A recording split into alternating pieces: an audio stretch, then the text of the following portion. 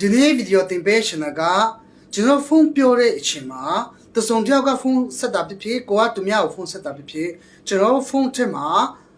automatic အတန်ဖန်နေဗီဒီယိုတင်ပေးမှာဖြစ်ပါတယ်။မှာကိုယ့်ရဲ့ဖုန်းကိုကိုယ့်တုံးချင်းဖြစ်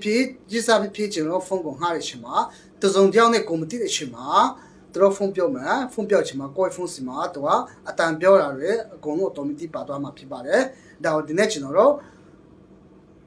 ဖုန်းစကားပြောတာကိုကျွန်တော်အတန်ပြီးတော့ automatic record လုပ်ရမှာလဲကျွန်တော်တို့ဘယ်လိုလုပ်ရမလဲဆိုတာဒီဗီဒီယိုမှာ sharing လုပ်ပေးမှာဖြစ်ပါတယ်တော့ setting ထည့်ဝင်အောင်နော်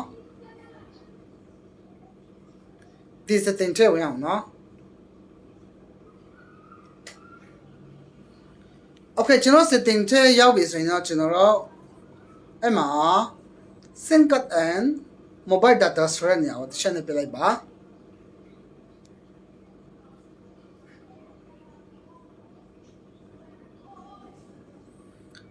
โอเคพี่ကျွန်တော်အဲ့မှာအောက်ဆုံးနှိပ်ပြလိုက်ပါနော်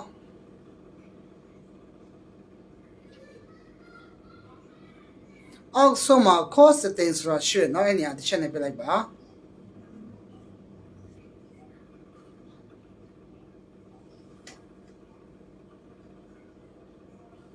ပြီးတော့ကျွန်တော်အဲ့မှာ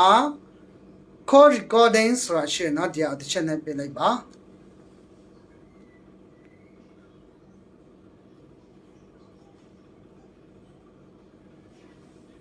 โอเคพี่ကျွန်တော်အဲ့မှာ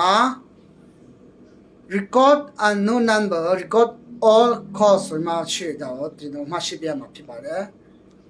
โอเคဒီညာနော်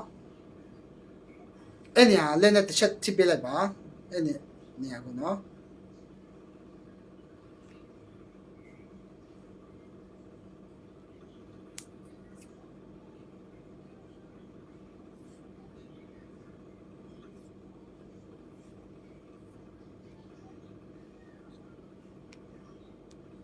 โอเคเนี่ยထိလိုက်ပါ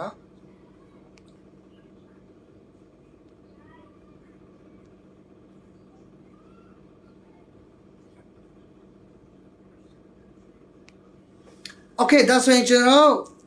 ကိုယ့်ဖုန်းကိုကိုယ့်တုံရှင်းကဖြစ်ကိုယ့်စာဖြစ်ကိုယ့်ချစ်သူဖြစ်အတူတူနဲ့ရှင်မှာဖုန်းငှားရရှင်မှာကျွန်တော်မသိတဲ့ရှင်မှာစကားပြောတာတွေရှိခဲ့ရင်တော့ကျွန်တော်အဲ့မှာကျွန်တော်ဖုန်းမှာ automatic ကိုဖန်တာဖြစ်မှာဖြစ်ပါတယ်ကိုကတို့မကောင်းတဲ့ຢာပြောတာဖြစ်ကျွန်တော်ကောင်းတဲ့ຢာပြောတာဖြစ်ကျွန်တော်ဖုန်းကိုပြောတာလည်းဖြစ်ကိုသူများကဖုန်းဆက်တာဖြစ်ကိုသူများစမှာဖုန်းဆက်တာဖြစ်ဖုန်းကျွန်တော်ဖုန်းထဲမှာ